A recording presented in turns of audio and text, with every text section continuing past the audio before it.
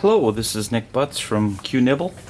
What I'm going to show you here today is my persistence of vision display that I've been working on.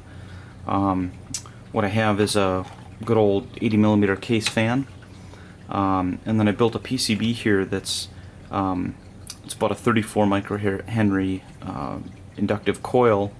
I've got a 0.1 microfarad caps that forms the LC tank circuit. What I've got here, the attempt here was to have circuitry to drive the coil, but that didn't work. So what I prototyped out here is a buck regulator that's capable of handling up to about 32 volts DC, supplies 5 volts.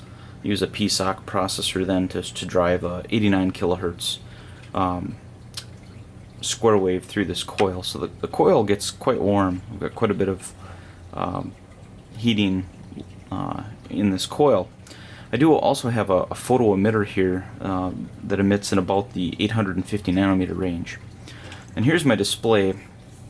I've got the exact same coil. It's a matched coil, exact same capacitor, 0.1 microfarad capacitor. So this should form a nice LC resonant tank circuit. I've got a full wave rectifier back here. This section here is a photodiode with an op-amp, low-pass filter comparator circuit here. This is the same buck regulator that's on this board here, so should be able to handle 32 volts. I do have a TVS diode, so if I do have any spikes above 32 volts, it'll just dissipate that to ground. And then I'm using a Cypress Bluetooth low energy module, and then it drives 8 dot star pixels from Adafruit.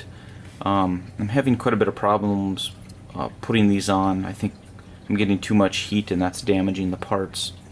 But as I put this close to this board, there's enough power to inductively transfer that power.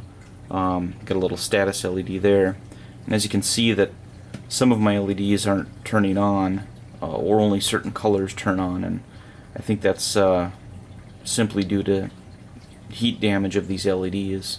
So, and then as this thing spins, the emitter here will cause the photodiode to peak, and that'll give me my up position. So as it's rotating around, I'll be able to use a Kalman filter to track in on the rotation velocity. So that's what I've got so far.